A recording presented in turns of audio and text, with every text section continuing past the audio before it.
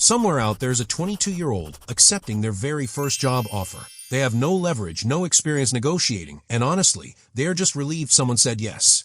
Here's what almost nobody tells them in that moment. The number they agree to today isn't just this year's salary. For a lot of people, it quietly becomes the invisible foundation every future raise, every future job offer, and every future negotiation gets built on top of, sometimes for the next 2 decades. That single, often rushed decision, made with the least information and the least confidence someone will ever have in their career, ends up mattering more than almost any other financial choice they'll make in their 20s.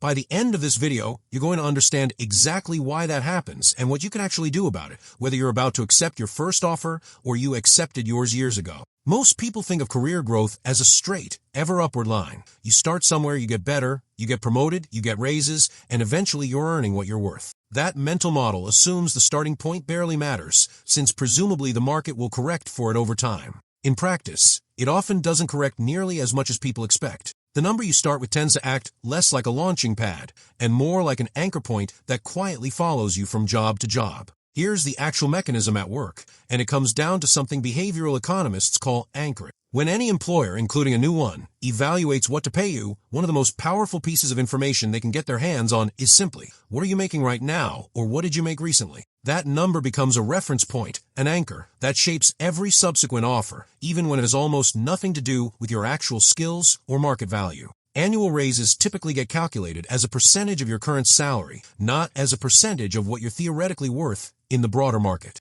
That means a modest starting salary doesn't just cost you money in year one. It quietly shrinks every single percentage-based raise that follows, because a percentage of a smaller number is always a smaller number. Let's make this concrete. Imagine 2 people, same field, same skill level, hired the same year. One negotiates a starting salary of $50,000.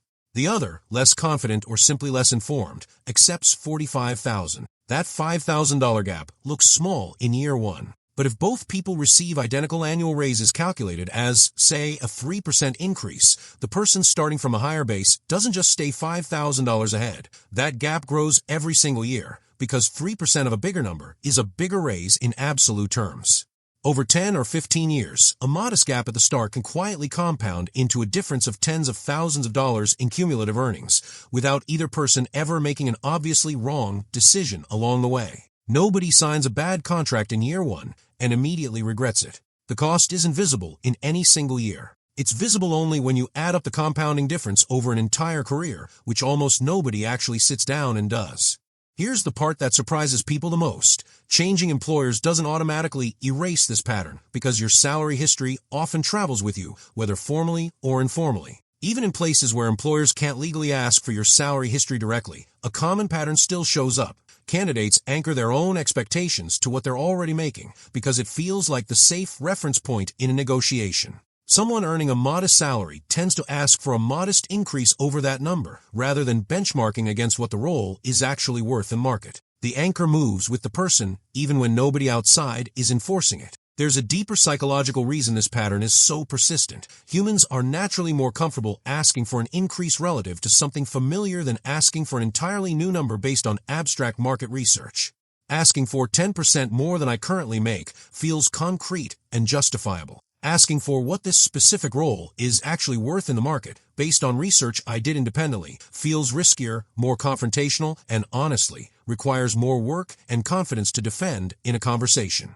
Most people, understandably, choose the path that feels less uncomfortable in the moment, which is exactly the path that reinforces whatever number they started with. This is exactly why the very first job offer carries so much disproportionate weight. It's the first anchor ever set, established at the exact moment someone has the least negotiating experience, the least confidence, and often the least information about what the role should actually pay. Every future negotiation for years afterward tends to reference back to that original number, directly or indirectly, rather than starting from a fresh, market-based evaluation each time. So what can you actually do with this, whether you're about to start your first job or you're years into your career already? First, if you're about to accept a first offer, treat the research phase as seriously as the interview itself. Look up actual market rates for the specific role in your specific region before you're sitting across from someone who's about to name a number. Even a 5 or 10% improvement on your very first offer isn't just 5 or 10%. Remember, it compounds through every future percentage-based raise for years. Second, if you're already several years into your career and suspect your salary trajectory started low, don't wait for an internal promotion to fix the gap.